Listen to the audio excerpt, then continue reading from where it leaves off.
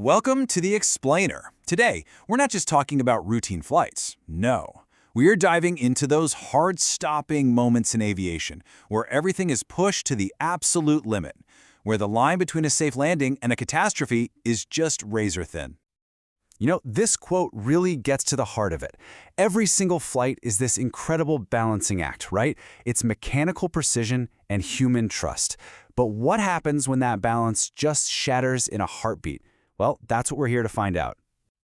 So we're going to go way beyond just the wild footage you see online. We're going to really dig in and try to understand the forces at play here, the intricate mechanics, those split-second human decisions, and the raw power of the environment that all combine to create these unbelievable moments. All right, first up, let's talk about the machines themselves.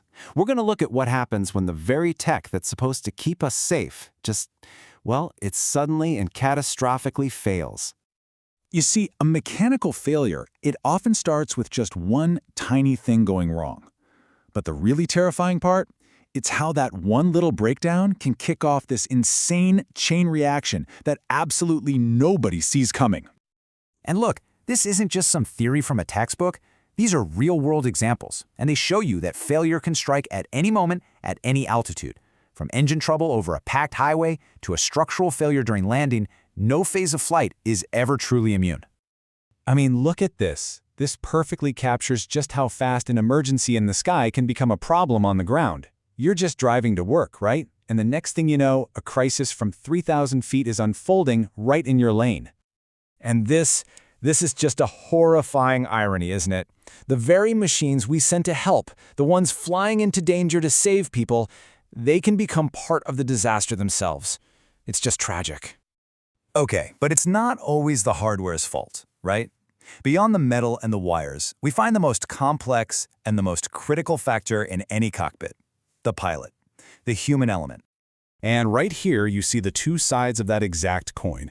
A pilot's split-second decision can be the direct cause of a total catastrophe, or it can be the very reason for an absolute miracle. The line between those two, it's razor-thin. And this is such a stark example of something called pilot-induced oscillation. Basically, under all that pressure, the pilot starts overcorrecting, and their own inputs start fighting the plane's automated systems. It creates this violent, uncontrollable feedback loop, and it all unfolds right in front of a horrified crowd. So did the pilot just forget the gear? It sounds like such a simple mistake, but in this Piper Aerostar incident, forgetting to drop the landing gear led to a disastrous belly landing. It's a powerful, powerful reminder of why checklists are absolutely non-negotiable in aviation.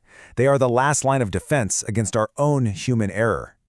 And then you get this, the complete opposite. This is a perfect display of human excellence. You've got hundreds of variables all being managed flawlessly because of intense training, discipline, and skill. This is the human element working in perfect, beautiful harmony. Okay, so we've seen machines fail, we've seen pilots make critical errors, but what happens when you have a perfectly good aircraft and a highly skilled pilot, and they go head-to-head with the raw, unpredictable power of Mother Nature? This is just the ultimate nightmare scenario for any pilot. You have zero control, you're not even flying an aircraft anymore, you are just along for the ride, trapped inside a storm, completely at the mercy of the elements. So that number right there, 27 knots, that one number represents an intense, totally invisible force.